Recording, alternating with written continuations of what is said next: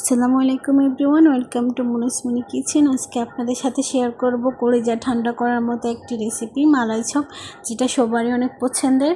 এখানে আমি নিয়ে নিলাম 1 কাপ গুঁড়ো দুধ, দিয়ে দিলাম 1 চামচ বেকিং সোডা, দিয়ে দিলাম 1 চামচ ঘি, আর এগুলোকে দিয়ে ভালোভাবে মিক্স করে নিতে হবে। মালাই চপ পছন্দ করে না এমন বাঙালি খুঁজেও পাওয়া যাবে না। এটা খুবই সফট এবং মুখে দেওয়ার সাথে সাথেই মিলিয়ে যায়। ঘিগুলোকে দিয়ে ভালোভাবে মিক্স করে নিতে হবে। যত বেশি মিক্স করবেন ডোটা কিন্তু তত বেশি ভালো হবে।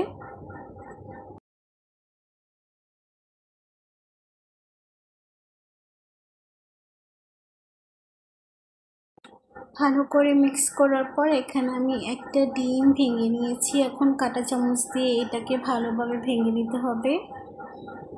ভালো করে ভেঙে মিশিয়ে নিব।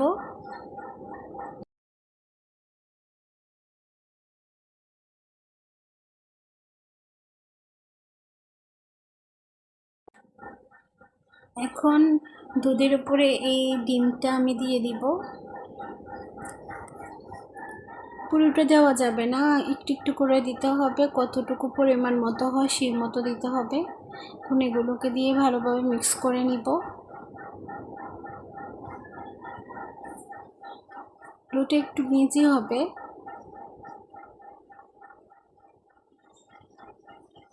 এই যে ডোটাকে আমি মিক্স করে নিতেছি।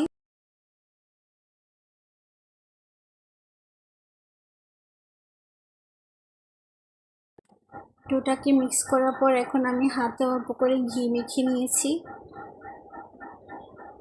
ভালো করে হাতে ঘি মেখে নেওয়ার পর আমি একটু একটু করে এগুলোকে নিয়ে মালাই চপটা তৈরি করব।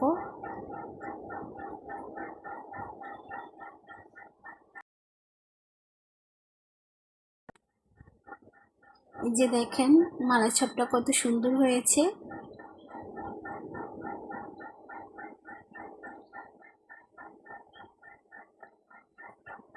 আমি আপনাদের সুবিধার্থে আরেকটি ক্যামেরার সামনে এনে দেখিয়ে দিতেছি যে আমি কিভাবে এই মালা চপটি করলাম।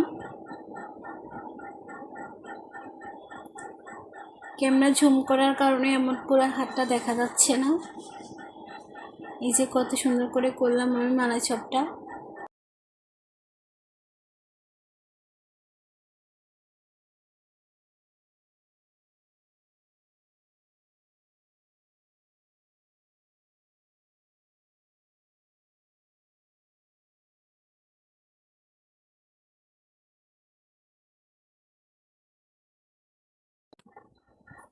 এই যে আমার সবগুলো মালা চপ তৈরি করা শেষ। এখন আমি চুলে একটা প্যান বসিয়ে দিয়েছি, দিয়ে দিলাম 1/2 লিটার দুধ, 1 কাপ পরিমাণ চিনি আমি আগে দিয়ে দিলাম, ভিডিও করা হয়নি ওই জন্য 1 চামচ দিয়ে আপনাদেরকে দেখিয়ে দিলাম। এখন এগুলো দিয়ে দিলাম কয়টা এলাচ, 5-6টা এলাচ দিয়ে দিলাম। এখন এগুলোকে ভালো করে নাড়াচাড়া করে মিশিয়ে নিতে হবে। যখন বেশি ঘন করা যাবে না দুধটাকে, এভাবে যখন ফুটে উঠবে তখনই আমি একটা একটা করে মালাই চপ দিয়ে দিব।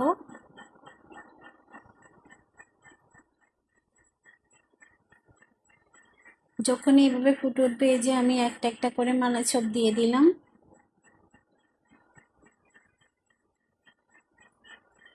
এগুলোকে খুব ভারীভাবে নাড়াচাড়া করা যাবে না, না হলে ভেতর থেকে সব ভেঙে যাবে।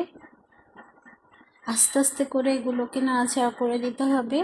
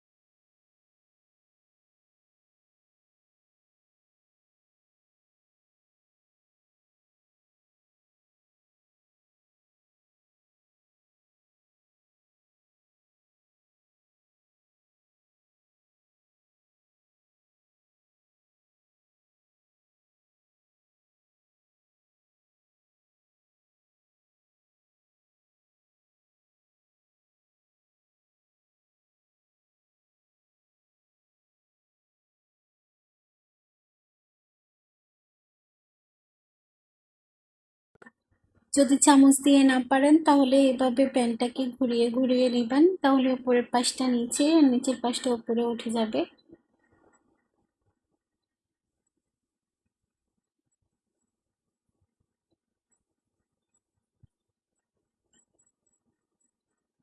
এই যে আমার মালাই চপগুলো কত সুন্দর হয়েছে। এভাবে তৈরি করে দেখতে পারেন।